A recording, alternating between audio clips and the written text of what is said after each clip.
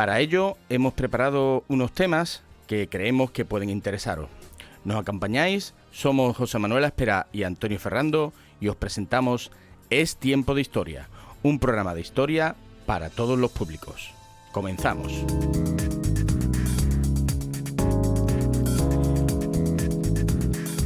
Bueno, buenas tardes, José Manuel. Buenas tardes, Antonio. Aquí estamos otra vez. Aquí estamos otra vez. Tú que lo digas. Después del veranito, que como todos los veranos pues ha sido corto, ¿no? Sí, hombre, pero bueno, con ganas de retomar otra vez este programa. Esta aventura, ¿no? Sí, totalmente. Por que los responsables de Radio Puerto pues han tomado la insensatez de volver a contar con nosotros. Bueno, por significa que algo bueno habremos hecho, ¿no? Algo será. Bueno, pues ya está. Bueno, como siempre, nos dice el sumario. Bueno, pues vamos a empezar. Hoy conversaremos con Manuel Isco, que repite, un invitado que repite una vez más, y creo que no será la segunda, sino porque el currículum, como yo dije en su primera presentación que hice, demuestra que lo merece. Y bueno, hablaremos sobre el bicentenario de la batalla del Trocadero, de aquí de Puerto Real, ¿no? Muy cerquita. Muy cerquita. Además tiene que ver, su consecuencia tiene que ver luego con el puerto de Santa María. Sí, por supuesto. Bueno, también hablaremos de un hospital de aquí del puerto de Santa María, que el Hospital de San Juan de Dios, que tiene que ver con lo que dijimos en el último programa antes de irnos. Ahí, correcto. Aquí nos engarzamos todo tiene un porqué. Ahí está. Eso es el motivo de la historia. Y bueno, y por último, yo creo que también trataremos sobre el tema de, una anécdota muy... también trataremos las efemérides, que las efemérides nos las hemos saltado. Sí, pero eso hemos saltado, pero eso es que yo creo que ya son fías. Y por supuesto pues trataremos una anécdota histórica muy curiosa, y además que yo creo que estoy totalmente convencido que cualquiera de nuestros oyentes o ninguno de ellos conocería esa, porque yo como historiador la desconocía por completo. Yo la verdad es que me enteré recientemente, de casualidad y dije, esto me lo tengo que llevar al programa. Como un lepero, ¿no? Bueno, vamos a decir un andaluz, llegó, vale. Vamos a decir un andaluz, bueno, ya tú lo has dicho, que no se puede aguantar. Como un lepero llegó al trono de la pérfida Albión. Totalmente. Sí, señor. Toma ya. Pero bueno, eso será al final. ¿Vale? Totalmente. Bueno, pues comenzamos con la efeméride y vamos a comenzar enseguida. 27 de septiembre, ¿vale? Empezamos. 1066. El 1066 es un año muy importante para la historia de ese país de la pérfida Albión, porque en 1066 comienza el reinado de William the Conqueror, de Guillermo el Conquistador. Bueno, pues tal día como hoy, tras haberse retrasado la partida por el mal tiempo, etcétera, Guillermo, el duque de Normandía, parte con su ejército a la conquista del trono de Inglaterra, ¿vale? El 14 de octubre de ese mismo año pues tendrá lugar la batalla de Hastings y a los pocos meses será coronado como rey de Inglaterra. Es lo que se dice la invasión normanda de Inglaterra. Es curioso porque es la cruz del desembarco de Normandía. O sea, el desembarco de Normandía fue desde Inglaterra hacia Normandía y también se retrasó por el mal tiempo. Pues esto mismo, es el viaje del duque de Normandía hacia Inglaterra y también se retrasó por el mal tiempo, ¿no? Bueno, pues eso tuvo lugar un 27 de septiembre de 1066. Bueno, pues comenzamos, continuamos con 1389, en la ciudad italiana de Florencia, viene al mundo Cosme de Medici, político banquero italiano que fundará la dinastía de los Medici, dirigente de Florencia durante buena parte del Renacimiento italiano. Gran apellido, los Medici. Los Medici, ya ves. Otra cosa no, pero apoquinaban. Y también porque, fomentaron las carreras. Grandes mecenas. ¿no? Lo diré. Miguel Ángel o Botticelli. Bueno, sí. Sin estas familias como los Sforza en Milán, por ejemplo, los Medici en Florencia, seguramente el arte, el Renacimiento no hubiese sido. Pues el arte sí es muy bonito, pero si no, los artistas también tienen la mala costumbre de comer todos los días. Entonces necesitan comprar sus materiales. Así que pues sin estos mecenas no. Que por cierto, ¿tú sabes de dónde viene el nombre de mecenas? Te lo dejo a ti. Sí, yo lo sabía. Pues Mecenas fue uno de los amigos de Augusto. Los dos pilares de Augusto fueron Cayo Mecenas Bueno, el militar, que ya, bueno, todo el mundo lo conoce, pero Cayo Mecenas fue el financiador de Augusto. El que le pagó Estaba claro que venía por cuestiones económicas. Claro. Y además, como era un tipo que le sobraba el dinero, pues financiaba pues a grandes artistas, entre otros pues a Virgilio, ¿vale? Y de ahí viene el nombre de Mecenas, ¿vale? Bueno, pues de ahí viene, quedó por ahí. Bueno, ya está, otra pildorita. Sigo yo, ¿no? Venga. Continuamos. 1540. La Sociedad de Jesús, organización de misioneros católicos, recibe su carta constitucional. Se constituyen los jesuitas, cuyo primer nombre fue ese, la Sociedad de Jesús, y luego pasaría a llamarse la Compañía de Jesús. Y en 1534, Ignacio de Loyola, un soldado español, se convirtió en sacerdote y fundó esta sociedad que ahora, en ese año, en 1540, recibe el beneplácito papal. Ya sabemos que el emblema de los jesuitas es IHS, que es Iesus Hominum Salvator, que significa Jesús Salvador de los hombres, ¿no? Bueno, pues esto hace 483 años y bueno, siguen estando presentes como Compañía de Jesús, y su superior es el Padre General. Sí, totalmente. Además es conocido como el Papa Negro. El Papa Negro porque viste igual pero de negro, y tiene la residencia muy cerca del Papa, ¿no? Bueno, pues eso pasó en 1540, tal día como hoy. Bueno, y continuamos, que otra efeméride, como en 1791, la Asamblea Constituyente Francesa iguala a los judíos con el resto de la ciudadanía, al concederle todos los derechos. De eso hace nada más y nada menos que 232 años. Esto es una novedad porque los judíos eran ciudadanos de segunda en todas partes. Formaban parte de la judería. Sino que se lo pregunten aquí a nuestro amigo invitados sabe un poquito de todo esto. Bueno, pues la Asamblea Constituyente Francesa, en ese espíritu de la igualdad de todos en este caso los hombres, ¿vale? No, sí, bueno, pero bueno, hombre, sí. Para la época demasiado, pero bueno, nacían libres e iguales, bueno, pues claro. Legalidad, igualdad y fraternidad. Eso es, pues los judíos, pues por primera vez son equiparados al resto de la población de Francia, ¿no? Bueno, ¿y qué pasó en 1825? En 1825, en Inglaterra comienza el servicio de ferrocarriles, al inaugurarse la línea entre dos ciudades del condado de Durham, Stockton y Darlington. Es el primer ferrocarril, con la locomotora que había inventado recientemente el propio Stephenson. Es decir, comienza el desarrollo del transporte que va a acompañar a la revolución industrial, que es el ferrocarril. Y su finalidad era transportar carbón, no pasajeros, sino carbón, en un principio, a estas primeras factorías que se están desarrollando en el país pionero de la revolución industrial, que es Inglaterra. De esto hace 197 años. Hay que también tener en cuenta que en 1848 fue la primera línea de ferrocarril aquí en España, sí, que señor. Fue Barcelona-Mataró. Sí. Y también hay que tener en cuenta que en 1848 se hizo el manifiesto comunista. También. Un gran efeméride. Sí. Pero bueno, aparte de eso... Pero fue otro día, José Manuel. Sí. Vamos. No. Bueno, pero es que 1848 siempre es bueno recordarlo. La primavera en los pueblos también. A ver, también, muy bueno recordarlo. Pero también con respecto al tema del ferrocarril, Puerto Real tuvo una buena línea de ferrocarril unido, digamos, y el puerto.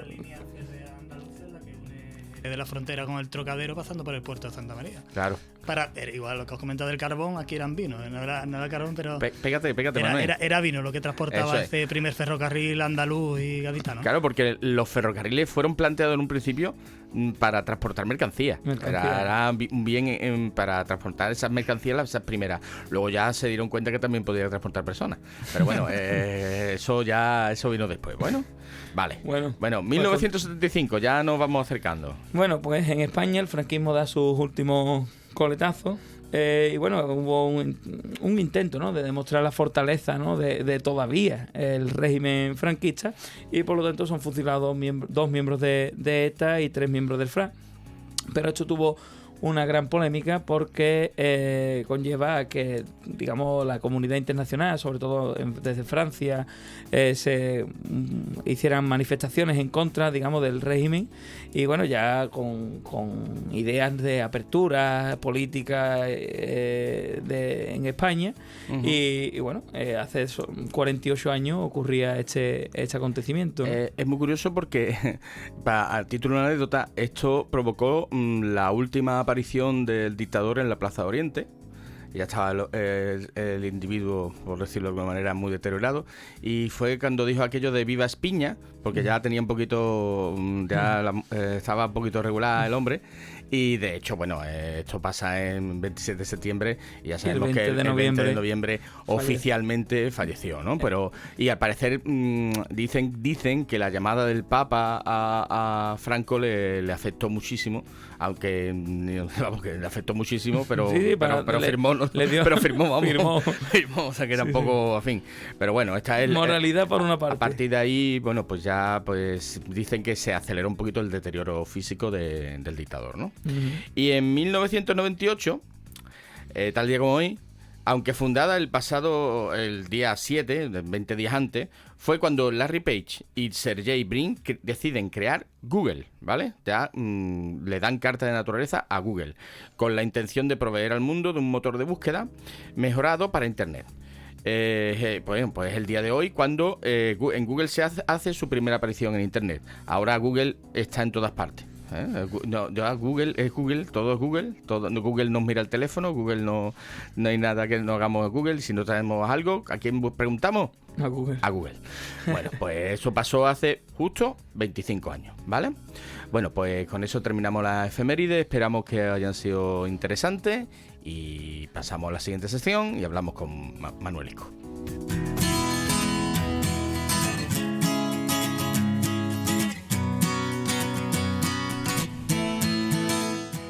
Bueno, yo te iba a decir, José Manuel, que presentará a Manuel, pero aquí ya no hace falta presentación. Pero dile alguna cosilla. Bueno, pues... Algo bonito, hombre. Algo bonito. No, hombre, don Manuel Isco, yo le siempre, hablando aquí, pues le digo don Manuel, porque el currículum lo demuestra, ¿no? Está estudiando... es doctorando y ya va a sacar la tesis doctoral, ha estado siempre vinculado digamos al movimiento de todo lo que hace en la historia, ¿no? Sobre todo a nivel local, es un gran investigador en multitud de conferencias, no solo a nivel local ni provincial, sino también internacional. Como ya dije en la presentación que hicimos en la última vez que estuvo aquí, pues tiene diferentes artículos e incluso revistas publicadas por con su nombre, su sello de identidad, y por supuesto también tiene a nivel internacional en Oxford, ¿no? En la Universidad de Oxford hay libros que también están editados, digamos, con la rúbrica de nuestro invitado. Indiscutiblemente hablar de Manolo Isco es hablar de historia de Puerto Real y de la provincia, y aparte también de otros digamos acontecimientos y sobre todo también de temas muy diversos, porque ya ahora vamos a hablar de la batalla del Trocadero, pero también se ha digamos especializado en otros temas, como por ejemplo pues los grupos marginados. Por eso hablaba antes del tema de los judíos, que Manolo siempre ha hecho. De hecho, en el anterior programa vino a hablar sobre eso, de los marginados, de los que no aparecen en la historia, los que no aparecen, pero los gitanos podemos efectivamente otros grupos. Así que Manolo, creo que aparte de haber venido anteriormente, haber venido hoy, creo que puede ser un invitado que lo podemos absorber en este programa. Sí, yo creo que va a repetir. Bueno, pues si anteriormente viniste a hablar al programa de los invisibles, hoy vamos a hablar de un acontecimiento con mayúscula, ¿no? Hoy vamos a hablar de algo más visible. Algo más muy visible. O aunque no muy visible en Puerto Real hasta hace poco realmente, porque aunque es un acontecimiento muy sonoro y que tuvo una repercusión muy grande en el momento en el cual sucede, ¿no? En la historia de España, incluso de Europa. Es cierto que a nivel local, por ejemplo, en Puerto Real, incluso en el puerto de Santa María, que también tiene bastante que ver con este acontecimiento, pues se ha pasado un poquito por encima en estos últimos tiempos, ¿no? Y bueno, a raíz de las últimas acciones que hemos acometido, pues yo creo que ya se ha vuelto a hablar de ello, porque además que merece la pena de que conozcamos de que este hecho sucedió en la Bahía de Cádiz hace justo 200 años hoy día. De hecho, pues en el puerto de Santa María, el próximo 1 de octubre, pues es una fecha también señalada, porque es cuando, por ejemplo, Fernando VII pues sale de su cautiverio, de ese trienio liberal y su cautiverio en Cádiz, y pone pie en el puerto de Santa María, precisamente el 1 este domingo, ahora el 1 de septiembre, ahora 200 años, ¿no? Es decir, que es un acontecimiento como es la batalla del Trocadero, sobre todo, que es lo que nos hemos centrado un poco más en Puerto Real en estos últimos meses o años incluso en conmemorar, que merece la pena, ¿no? Que volvamos a poner la vista sobre él. Claro que dice que aquí, bueno, no ha tenido tanta repercusión, pero en Francia no es así, porque en París Claro. hay incluso una plaza que lleva su nombre. Y además tiene su porqué, no es casualidad. Es decir, la propaganda que se le va a dar por parte francesa de lo acontecido en la Bahía de Cádiz, de esta batalla del Trocadero, que va a ser la que le dé nombre a esta plaza de París, que quizás es uno de los lugares más icónicos, porque es desde donde mejor se ve el Sena y la Torre Eiffel, que es la plaza en los Jardines del Trocadero, un lugar emblemático de París, lleva el nombre del Trocadero, de este paraje, ¿no?, de la Bahía de Cádiz, de Puerto Real. Igual que también en Londres está Trafalgar, ¿no? Es decir, dos grandes batallas, dos acontecimientos bélicos gaditanos, dan nombre a dos principales plazas de quizás las dos ciudades europeas más importantes como Londres y París, ¿no? Bueno, pues los franceses le dan mucho bombo, mucha propaganda a este hecho, porque en aquellos momentos pues tenían que enaltecer lo que eran las victorias de los Borbones, es decir, de nuevo en aquellos momentos vuelve el absolutismo monárquico a Europa. Los Borbones vuelven a Francia y tienen que darse a conocer esos grandes hechos que están haciendo. Es decir, lo que no había conseguido Napoleón en 2 años y medio en la Bahía de Cádiz, que era rendir la ciudad de Cádiz, el duque de Angulema, Borbón como él mismo, porque era familia de los Borbones, primo del rey de Francia, él mismo llegó a ser durante unos días, unas horas, rey de Francia también, pues Angulema lo consiguió en apenas unas cuantas semanas. Si esto había que venderlo, pues era lo más grande. Es decir, lo que los Borbones consiguen en ese momento, la monarquía absoluta francesa consigue, es lo que no había conseguido la revolución, es lo que no, o el hijo de la revolución, que es Napoleón. Y eso pues lo venden muy bien, y la propaganda, la prensa en aquellos momentos también hace mucho, incluso la literatura. Si acontecimientos como la batalla del Trocadero aparece reflejado en obras tan importantes como Los Miserables de Víctor Hugo. Aparece nombrado lo que es la batalla del Trocadero, aparte de Benito Pérez Galdós y demás aquí en España, pero también en esta obra pues universal, ¿no?, de Víctor Hugo. Aunque realmente con un enfoque diferente al de los Borbones, sabiendo de dónde viene Víctor Hugo, que era hijo de uno de los principales generales también de Napoleón. Y le quitan mérito, es lo que hace, quitarle mérito a esta victoria, o a los 100.000 hijos de San Luis, que es el ejército francés, le quita mérito, diciendo que ellos prácticamente, como no tienen apenas resistencia en España, pues habían cruzado toda la península de una manera deshonrosa, porque no habían tenido ocasión de hacer como habían hecho los ejércitos de su padre, de Napoleón, que era conquistar la ciudad de Luchando. Ellos prácticamente decían que en todas las banderas de Francia, más que la bandera francesa, lo que llevaban era una bandera del Banco de Francia, porque los sobornos en aquel momento funcionaron bastante bien. Entonces le quita un poquito mérito Víctor Hugo a estos acontecimientos. Hay que tener en cuenta el contexto. Vamos a poner lo que estamos hablando en contexto. Estamos hablando del Congreso de Viena, estamos hablando de la reacción absolutista a la primera oleada liberal, que fue la de 1820, y cómo el instrumento militar de ese Congreso de Viena, que es la Santa Alianza, pues envía a los 100.000 hijos de San Luis, que ni eran 100.000, ni evidentemente hijos de San Luis, al mando del duque de Angulema, y que, como ha dicho bien Manuel Isco, pues vienen con la misión de reponer en el trono de manera absoluta, porque seguía siendo rey, a Fernando VII. Entonces, claro, los liberales pues empiezan a ver que, bueno, había habido una serie de divisiones entre los liberales, la cosa estaba un poquito, como tú dices, funcionó el dinero, y los últimos liberales con el rey se refugian aquí en Cádiz, volviendo al mismo lugar donde, bueno, estuvo ese lugar emblemático de la reciente Guerra de la Independencia, ¿no? Y entonces pues se produce la batalla del Trocadero y pierden los liberales y vuelve el rey Felón. No lo he dicho todavía, lo voy a decir. Sí, en Arizota. En Arizota. Es que nunca... A ver, cualquier historiador, ningún historiador le tendría ninguna simpatía a este rey, pero aquí nuestro amigo Antonio, pues siempre yo aprovecho y le digo siempre que aprovecha le da un palito. Pero bueno, Manolo, y aparte, digamos, de este acontecimiento, ¿no?, histórico que hemos puesto en contexto y que hemos estado hablando, ¿qué trabajos, ¿no?, se han ido desarrollando la Corporación Local de Puerto Real, o desde Puerto Real hacia esta para conmemorar, ¿no?, esta efeméride? Bueno, realmente los trabajos comenzaron pues prácticamente en 2019. Sí, además tuve la no sé si decir la suerte, pero sí la responsabilidad de tener la oportunidad. La suerte lo digo yo. De tener bajo mi responsabilidad lo que era un poco el plantear qué actividades realizar desde el ayuntamiento con motivo de esta conmemoración, ¿no?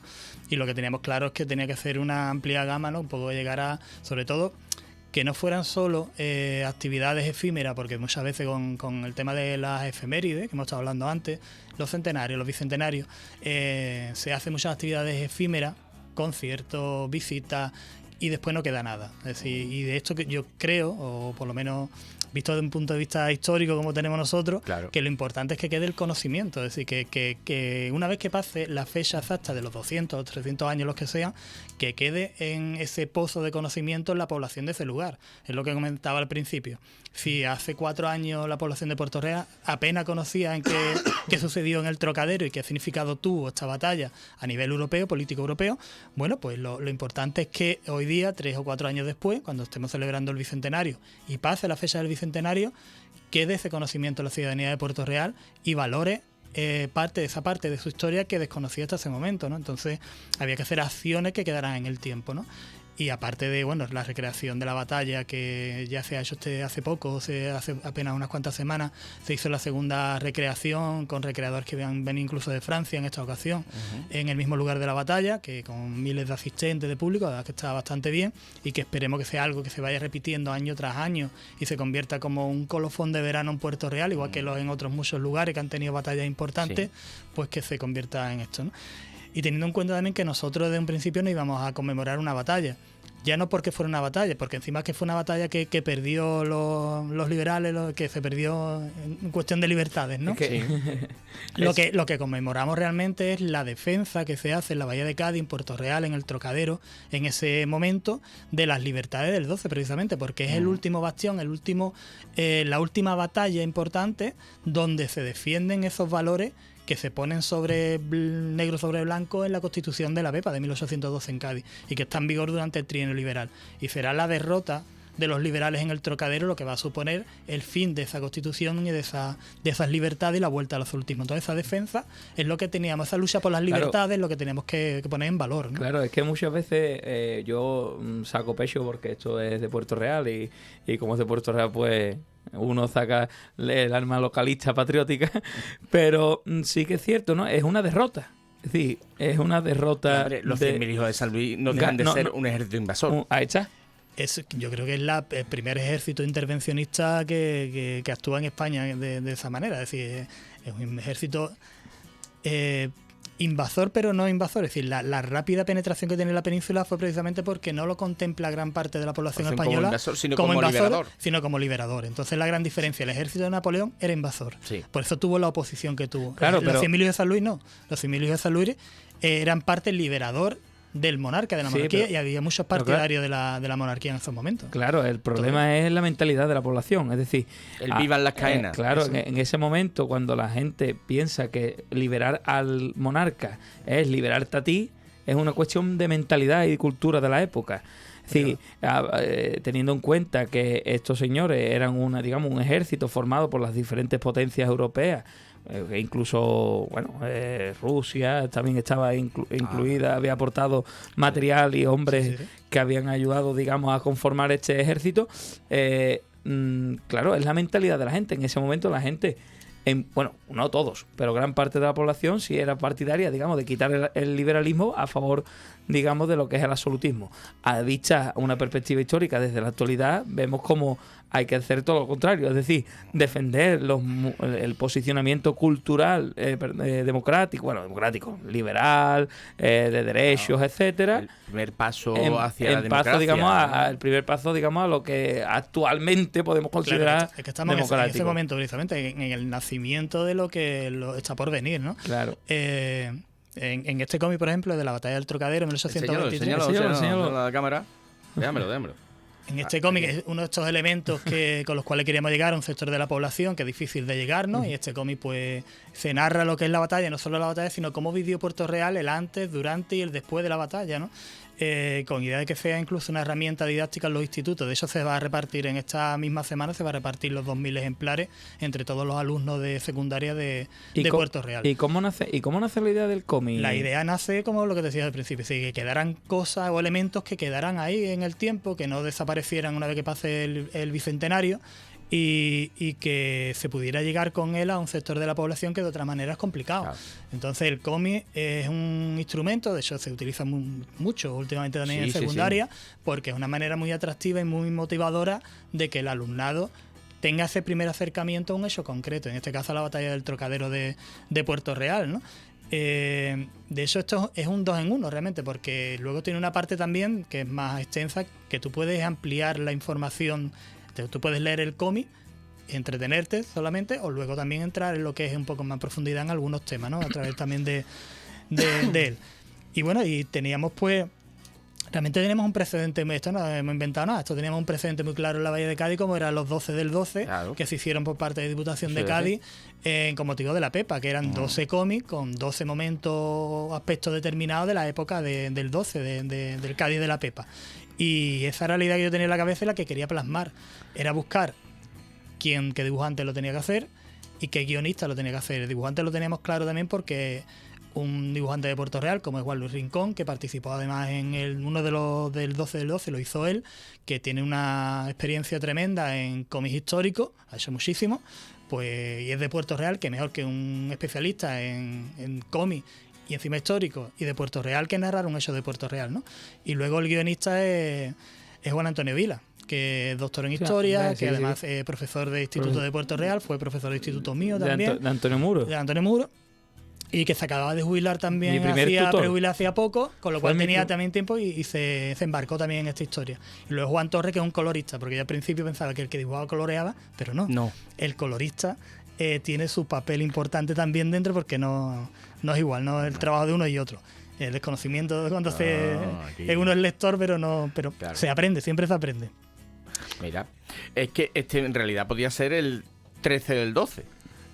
Claro, es como ¿cómo se dice? Una secuela, porque claro, al fin y al cabo estamos hablando de la reimplantación de la Constitución del 12 en 1820, cuando a partir del levantamiento de Riego, y que bueno, pues y de esa famosa frase del Narizota de marchemos todos juntos francamente por la senda constitucional, mientras que llamaba a los 100.000 hijos de San Luis para que lo liberaran, ¿no? Ese doble juego de Fernando VII. Doble moralidad de los Borbones, vamos, que eso es típico. Los Borbones, bueno, en este caso Fernando VII fue el que inventó estos son mis principios, y si no le gusta hace poco, porque como el cómic tenía una repercusión grande, ha salido en periódicos como El País y demás, Babelia, y me preguntaban, me hacían una entrevista en el ABC, fue en el ABC Israel Viana, que es uno de los redactores de Cultura. Tú cuidado el ABC, Israel no sé qué hace trabajando ahí, la verdad, pero bueno,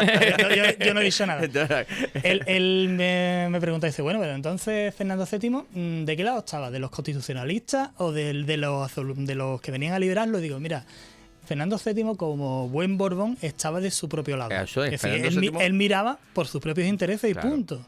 Y por salvar la cabeza mientras que pudiera. Vamos. Y dentro de que uno puede salvar algunas cosas, porque, hombre, cada uno es como es. Pero el propio Fernando VII es que hay que tener en cuenta que no fue leal ni a su padre. Entonces, teniendo en cuenta que si tú no eres leal ni a tu propio padre ni a tu propia madre, a ver con quién eres tú leal. No lo fue Angulema, por ejemplo. Angulema, cuando lo libera, llega al puerto de Santa María y prácticamente una de las primeras cosas que le dice o le pone sobre el papel, dice, no vayas a realizar una represión con tu pueblo. Efectivamente. ¿Vale?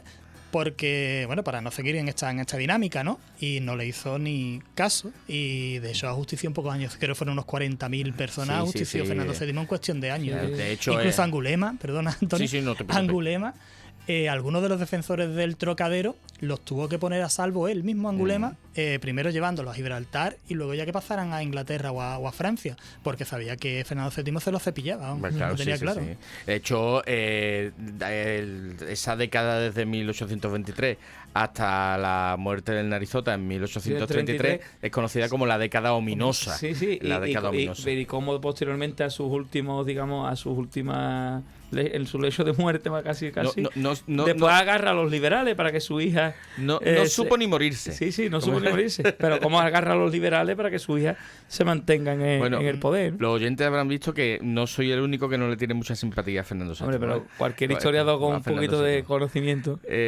Bueno, la batalla del Trocadero que estamos aquí comentando con Manuel Isco es un hito importantísimo de la historia de España y que cosas como vuelvo a mostrar a cámara, ¿vale? Este cómic que, como bien ha dicho Manuel, se va a repartir entre escolares y que para que quede como testimonio de su importancia, es un hito en la lucha, o en este caso derrota, por las libertades en España, donde hemos estado de derrota en derrota hasta la victoria final, de momento, porque se dice que aquellos son los distintos episodios de cómo es el parto de las libertades en España. Es un parto de casi de 200 años, desde 1812 hasta la Constitución de 1978, perdón, con cada avance que se da en España es un avance... Sangre, sudor, lágrimas, reacción y vuelta a empezar. Y este es el primer episodio, ¿no, Manuel? Claro, un poco aparte de eso, el cómic, ahí tuvieron mucho arte los artistas, nunca me lo han dicho, porque no se cierra, es decir, el final es abierto. Es abierto porque precisamente muestra ese nacimiento de esas dos Españas. Realmente la invasión de los 100.000 hijos de San Luis, el nacimiento es cuando verdaderamente se pone en manifiesto esas dos Españas, es decir, la conservadora y la liberal. Creo que es la primera vez que se enfrentan abiertamente.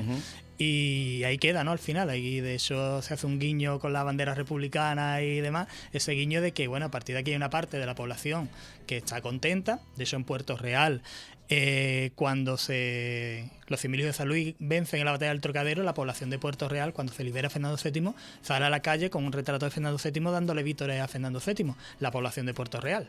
Es decir, que el componente conservador y absolutista era importante. Pero luego otra parte, los derrotados, los ajusticiados y los perseguidos en ese momento, eso va calando y va creando esa otra España que desde entonces, desde 1820-23, ya está ahí. Es decir, ya está ahí latente y que ha tenido ese recorrido, bueno, que tiene ese recorrido y que sigue estando tan actual hoy día. Claro. Y además hay que tener en cuenta que es lo que estaba diciendo José Manuel. En 10 años las tornas se vuelven. Sí. Y entonces, como él abraza a los liberales para que su hija, Isabel, y la regente María Cristina sean... Y aparecen, digamos, ya con distintos nombres, ¿no? Y quieran modificar la ley sálica a consecuencia, ¿no? De carlista y isabelino. Por eso, ¿de quién son partidarios? De ellos mismos. De ellos mismos, siempre. Claro, el carlista sería el que... El conservador, digamos. El conservador tradicionalista. Y el isabelino sería el liberal, claro. Lo único es que eso sí es verdad. Y tengo que decirlo, y también está muy de actualidad. La parte conservadora suele ser más unitaria y más fuerte, y la otra parte suele dividirse. Mira, pero eso, entre progresistas y moderados. Eso, o sea, que suele... de eso José Manuel puede hablar bastante. Así que suele ocurrir. Pero eso es un continuum en la historia. Pero eso nace por es muy simple. Porque a mí me enseñaron, y me lo enseñó uno que no me gusta señalar, que cuando tú estás en el lado derecho, cuando te marcan una directriz, siempre hay que seguir esa directriz. Claro. Pero cuando tú estás en el lado izquierdo, la pregunta es, sí, seguimos, pero ¿por qué? Y en ese por qué, digamos, espíritu crítico que tenemos la gente que estamos en el lado izquierdo, pues indiscutiblemente nace esa cuestión, esa tema que empiezan todos logistas. Y en este caso... Lo otro es más sencillo. Lo otro es más simple. En este caso es mucho más fácil de entender. el rey absoluto es eso, es un rey absoluto y punto, y pelota. En cambio, el que sigue la Constitución, pues claro, pues ya Claro, ¿y por qué? abraza el abanico y cada uno tiene libertad de pensamiento. Entonces, Bueno, para no meternos en política, que por lo menos a mí me encanta, vamos a seguir con el cómic, con esta batalla. Y Manolo, yo te quería preguntar, ¿los recursos utilizados por parte de la administración pública se favorecieron, digamos, la divulgación de la historia? ¿No favorecieron? Pues podemos decir que cuando yo entro de concejal en 2019, no había ni una partida presupuestaria, es decir, que el equipo de gobierno anterior no se le había pasado por la cabeza de que teníamos que conmemorar un bicentenario de estas características, y no había ni una partida presupuestaria ni un solo euro destinado a acciones relacionadas con el bicentenario. Eso fue lo primero que me encontré. Imagínate los recursos económicos. Ya empezamos a hablar de otras áreas y demás, y pudimos ir montando, y sobre más que de otras áreas, porque bueno, Antonio, no sé, pero tú sí sabes perfectamente cuál es la situación económica del Ayuntamiento de Puerto Real, que tampoco diferirá mucho de otros, pero realmente un poco ajustada, ¿no?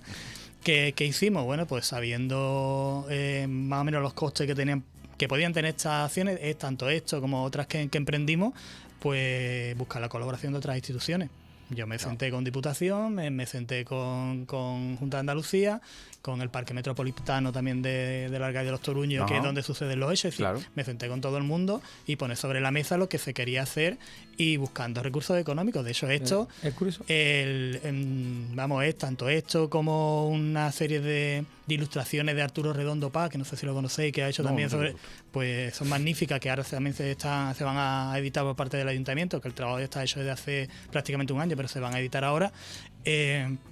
Y un premio también de investigación histórica que ganó Francisco Espinosa de los Monteros, que es la historia de la batalla, pero ya en plan historiador puro y duro.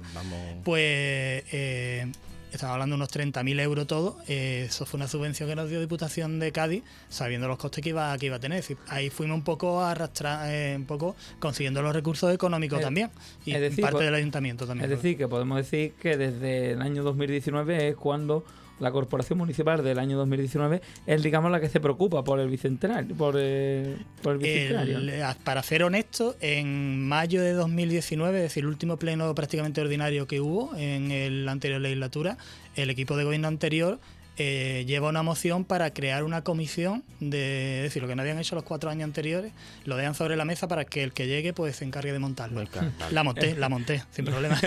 pero esa fue la única preocupación que tuvo el equipo de gobierno anterior. Es que es curioso porque leyendo las últimas noticias y eso sobre la batalla del Bicentenario, da la casualidad que ha habido desde parte, digamos, del actual equipo de gobierno, que formaba parte anteriormente, que hay una crítica diciendo que la gestión hecha por el anterior equipo de gobierno, donde estaba ahí ustedes, es decir, la corporación de 2019 a 2022, perdón, 23, no había...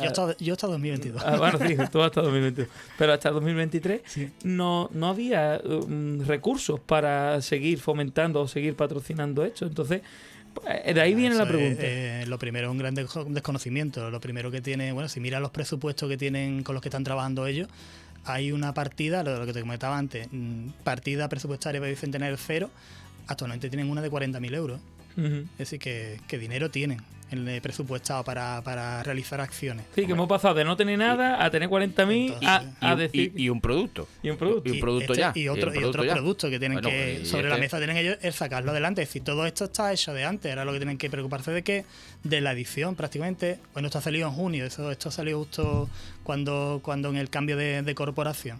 Pero ahí encima de la mesa pues otros elementos que imagino que irán saliendo. Y además yo tengo confianza de que, y sé que ellos están preocupados también, el nuevo equipo de gobierno está preocupado y que lo sacarán también adelante lo que son estas acciones que comenzaron años atrás. Claro, hay que fomentar. Vamos, siempre desde este programa siempre hemos estado, digamos, preguntando sobre los diferentes colectivos, ya sean a nivel de asociaciones, a nivel culturales, de todas, digamos, índoles de los que han ido viniendo, digamos, todo es la implicación, ¿no? La implicación que ha tenido, digamos, no solo los gobiernos locales, sino bueno, diputación y cualquier tipo de, lo que te he dicho, ¿no? Área metropolitana, bueno, o sea, esto es, aquí ha intervenido sobre todo Ayuntamiento de Puerto Real y Diputación.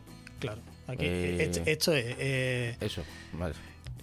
subvencionado por Diputación parte, es decir, lo que es el trabajo de los que lo han realizado, y luego la edición sí corre por parte del ayuntamiento. Es decir, que ahí van de la mano ambas administraciones, como tiene que ser en estos acontecimientos. Yo creo que la colaboración de todos, si no, es imposible. Si, por ejemplo, las recreaciones que se han hecho en el Caño de la Cortadura, que es el lugar del escenario de la batalla, ha corrido a cargo del ayuntamiento prácticamente, pero también con la colaboración del Parque Metropolitano. También nos sentamos con Universidad de Cádiz, que también colaboró con el parque, también sacó unos documentales del tema. Es decir, que esto es un trabajo, tiene que ser un trabajo conjunto, sino, y además coordinado, porque si no, cada uno va por su lado y después lo que sale no es lo deseable. Entonces, lo ideal desde un principio era ir todos de la mano en este sentido. Y sobre todo que trascienda. ¿Verdad? Es decir, que no quede ahí en la foto del momento sino que quede eso, quede algo que luego, cuando llegue 2024, 2025, 2026... O dentro de 20 años. O dentro de 20 años. De hecho, la semana que viene posiblemente, aparte de la edición física, a partir de la semana que viene, primero de octubre, va a estar disponible también la versión digital. Es decir, cualquier persona que se lo quiera descargar el cómic con todos los anexos que lleva, lo va a poder descargar desde la página del ayuntamiento, con lo cual eso es también una manera de llegar también a cualquier lugar del mundo. Claro. A raíz de esto, porque de hecho es que esto no es venable, no se vende porque era para repartir para los alumnos.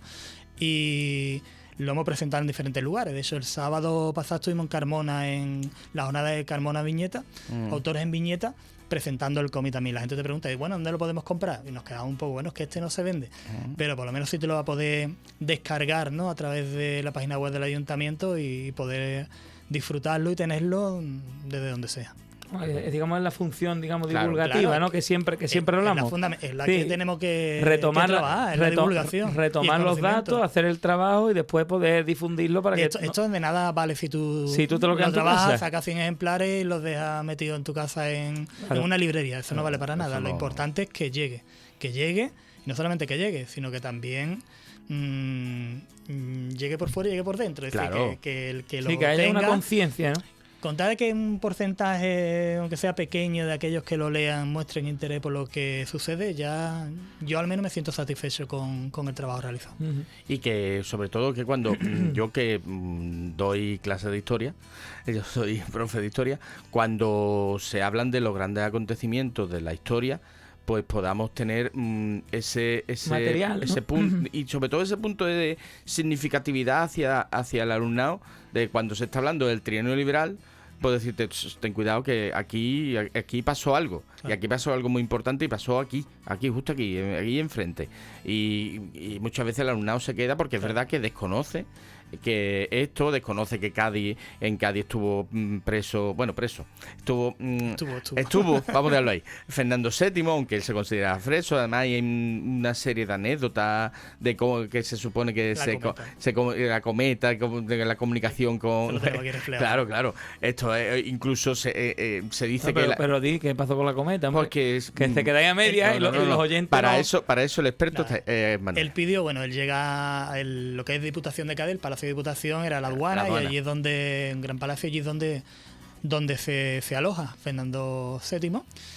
Y bueno, él pide poder subir a la azotea de vez en cuando y solicita también que le construyan una torre de madera y una cometa, porque le gusta volar cometa.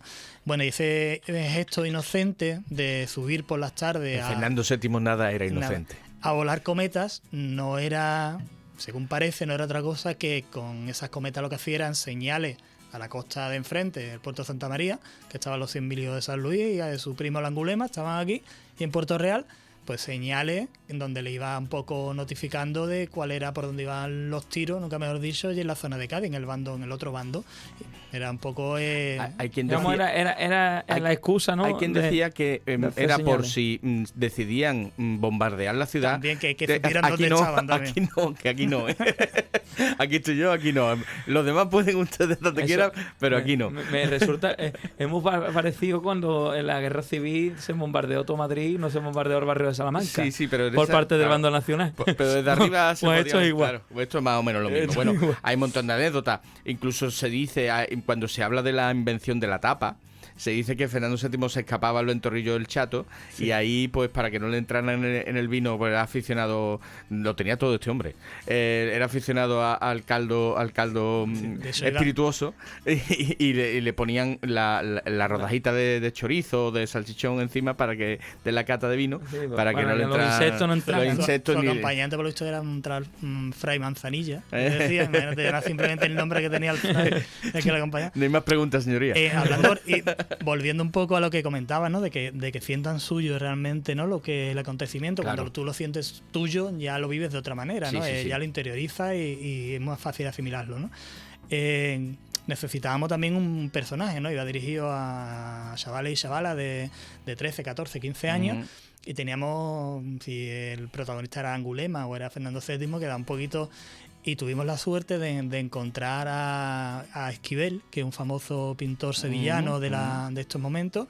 Pues este chaval entonces tiene 17 años, participa en la batalla del Trocadero en el bando liberal, defendiendo la Constitución, en la misma batalla, en la propia batalla, con lo cual él llega a Puerto Real, se une a los milicianos que están defendiendo la Constitución y participa en la batalla. Y este Esquivel, este pintor sevillano, es el que un poco es el que nos va introduciendo en toda la historia de la batalla del Trocadero de Puerto Real. Es como el Gabriel de Araceli de Galdós, ¿no? Más o menos. Vamos. Más o menos. Bueno, pues yo es que estaría hablando, pero es que se nos va el programa. Se nos va el programa. Nos vamos a ir a la anécdota, ¿no? Aunque sea. Sí, yo creo que, bueno, no, yo creo que no da tiempo. ¿No da tiempo? No da tiempo a hablar del hospital. Bueno, antes que nada, muchísimas gracias, Manuel. No, gracias a vosotros por invitarme. Y que nada, que lo vamos a meter en nómina ya, ¿eh? No, yo creo que sí. Cuando empecemos a cobrar, pues entonces ya... una parte proporcional. Vale. Pues muchísimas gracias y bueno, que sepan, 1823, la batalla del Trocadero, entre otras cosas, un producto de este bicentenario del que estamos hablando hoy. Y bueno, vamos a hablar un poquito de la historia en las calles, ¿vale? Juan Carlos.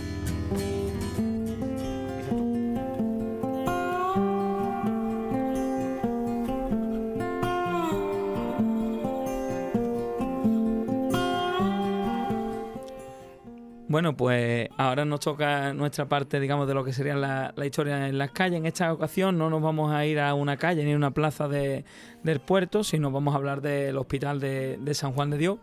Este hospital se tiene noticias, ¿no? Antecedentes históricos, digamos, de la existencia a partir del año 1668 en la cofradía de Santa Caridad de Cristo. Y bueno, en un principio se hace, digamos, como una manera hospitalaria, ¿no? De hermandad, de todo esto. Hay que tener... Es curioso porque cuando hablo de la historia, digamos, de lo que es la formación de las hermandades, se hace por esa... Digamos, el origen es eso, digamos. No solo la exposición de fe en la calle, ¿no? Sino el hecho, digamos, de solidaridad, de fraternidad entre los hermanos, de ayudarse, de estar, ¿no? Y bueno, también hay que decir que esa ayuda, digamos, se hace en un hospital de beneficencia, para lo cual se obtuvo, digamos, la aportación o la ayuda, ¿no? del duque de Medinaceli, ¿no? El señor del puerto. Señor del puerto, ¿no? En este caso del octavo, ¿no? Del octavo duque de Medinaceli. Ya hacia 1700 se habían finalizado las obras iniciales, y bueno, y ya a partir del año 1836, tras la desamortización, pues bueno, se hace el hospital para ser una administración, digamos, de beneficencia municipal, ¿sabes? Teniendo en cuenta, digamos, que las desamortizaciones lo que conllevó, digamos, es a quitar todas las riquezas, los patrimonios, los bienes más, sobre todo bienes inmuebles, a la iglesia, ¿no? Y bueno, ya a partir se convierte en Hospital General en 1847, pasando a denominarse Hospital de San Juan de Dios. ¿No, Antonio? Entonces, en 1914, pues ya sabemos qué pasaba algunas veces con los ayuntamientos. Que, bueno, en fin, más en esta época de tanta inestabilidad. Bueno, pues en 1914 el edificio se encontraba en pésimas condiciones. Entonces aparece nuestra protagonista del programa anterior, que lleva además el nombre de la calle donde se encuentra este hospital, que es Micaela Aramburu, que es además la entonces ya viuda de Moreno de Mora, y que repite lo que hizo su marido en Cádiz con el Hospital de Mora, y lo hace aquí, en el puerto de Santa María, sufragando las obras de reconstrucción de este hospital a partir de 1916. El matrimonio que forman don José Moreno de Mora y doña Micaela Aramburu unía dos grandes familias de la burguesía de gaditana y que acumuló un extraordinario patrimonio y que además siempre volcó su riqueza, su fortuna en obras benéficas en la ciudad de Cádiz y San Fernando, quiero recordar, y el puerto de Santa María, ¿vale? Además, el acta, ¿no? Aquí hablando con un ratón, digamos, de archivo, como es nuestro amigo Manolo, el acta del 12 de enero de 1916 acuerda cambiar el nombre de la calle, ¿no? De la calle Vergel del Conde por Micaela de Aramburu, ¿no? Claro, porque como digo, ambos ejercieron de benefactores en instituciones y costearon grandes obras de beneficencia en Cádiz, como el Sanatorio Madre de Dios, la Escuela de San Miguel y el Gran Hospital de Mora, que hoy en día es la Facultad de Ciencias Económicas e Empresariales y donde nació un servidor, ¿vale? Por cierto, entre otras personas ilustres. Bueno, pues en eso, pues doña Micaela Aramburu falleció en Cádiz el 13 de agosto de 1922. Y en la nota necrológica de la revista portuense se decía, entre otras cosas, que la finada gozaba aquí de unánimes y afectuosas simpatías y su nombre se pronunciaba con verdadera veneración. Y ahora ha vuelto a ser objeto de restauración.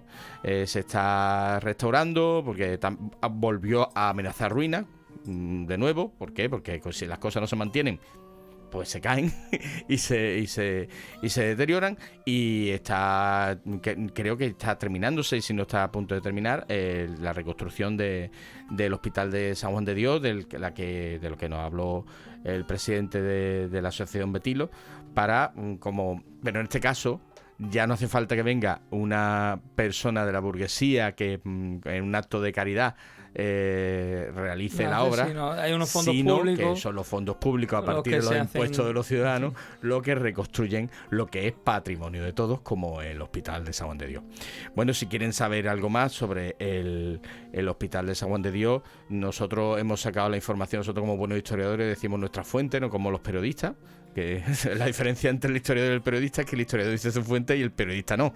Cuando a ver, ¿no? Bueno, pues nuestra fuente es la web gentedelpuerto.com, donde se habla de esa inauguración del hospital municipal en 1916, ¿no? Pues aquí pueden consultarlo, y además con unas imágenes estupendas. Bueno, pues nos vamos con la anécdota y vamos despidiéndolo.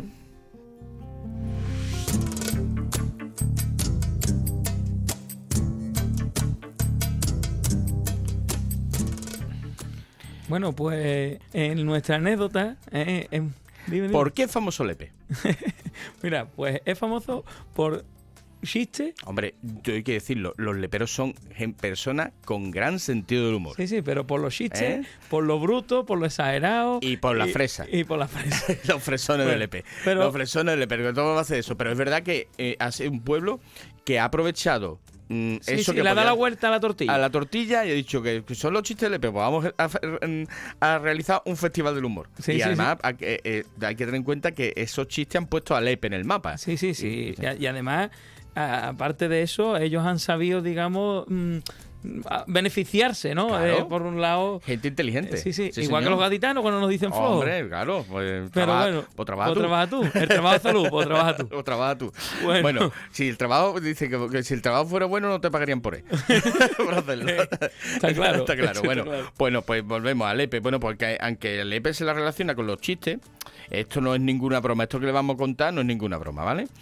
Juan de Lepe era chistoso, un marino, marino de la localidad onubense de Lepe, un carácter que tiene que tener un carácter mezcla ahí de pícaro, de taur. Pero bueno, al fin y al cabo, fíjate si era pícaro y era taur, que al final llega a la corte, ¿no? Espera. No, y este hombre que siempre adelanta, corre. Espérate, que no hagas spoilers, José Manuel, espérate. Bueno, venga, ¿vale? Pues una mezcla de eso, del follonero, de Juan Tamarí con las cartas y del Lazarillo de Torme por ahí, que la picaresca, ¿no?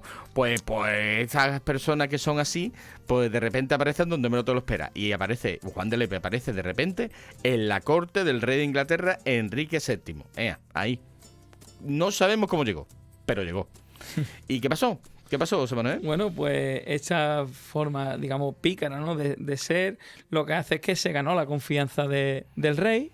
Y bueno, y aprovechó, digamos, aparte de ganarse la confianza del rey, de tal manera que tomaban cerveza, de que se juntaban a las cartas. Es decir, se convirtió en su hermano, como se dice.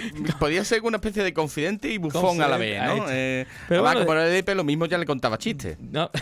Lo que sí es verdad es que Juan de Lepe aprendió inglés, ¿eh? Hay que tener cuidado. Hombre, no le quedaba más remedio. No le quedaba más remedio. Cuidadito. Bueno, y... Claro, en inglés, claro. Además también te digo, un chiste en inglés tiene guasa, ¿eh? Pues, tiene guasa. Además las rimas, los ingleses de rimas, no. Bueno, pero bueno, el caso es que esta picaresca, esta forma de ser tan característica, pues le hizo que se jugaran el trono en una partida, ¿no? El rey tiene fama de tacaño. Bueno, pero todos los reyes, si no serían reyes. Y además esto parece una novela picaresca porque tenemos un pícaro y un tacaño, igual que el Lazarillo, ¿vale? Pero el tacaño era el rey de Inglaterra. Entonces, pero ahí hubo una jugada de cartas. Pero le gustaba jugar las cartas. Y en ese juego de cartas, pues se apostó, pues ahí lo que no se debía apostar. Se jugó el rey las rentas de Inglaterra durante un año y el trono. Durante un día. Eso sí, ve que era, durante un día. Era esto, pero no tonto. Pero, a ver, que yo creo que Juan de Lepe, lo del trono, ni fu ni fa. Pero las rentas de Inglaterra durante un año, primo... Eso son palabras mayores. Eso es lo que hizo que posteriormente, cuando se jugó la partida, ¿quién fue el que ganó? Juan de Lepe. Y al ganar Juan de Lepe... Yo creo que hizo trampa, pero bueno... pero eso ya... Pero ya...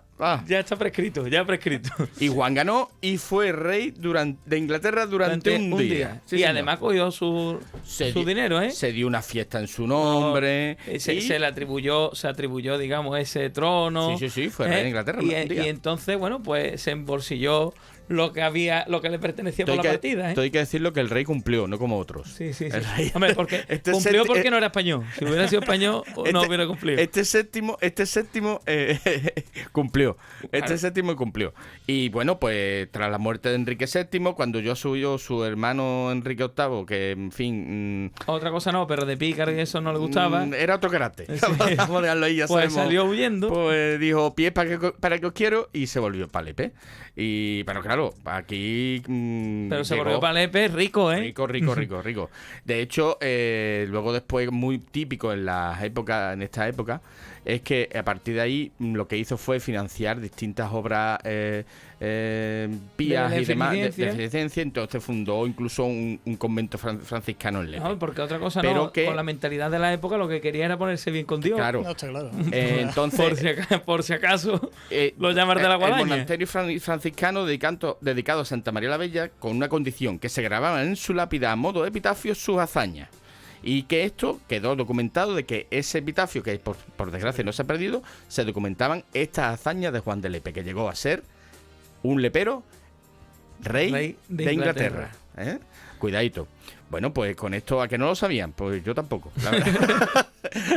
Pues ya, otra anécdota más. Y llegamos al final.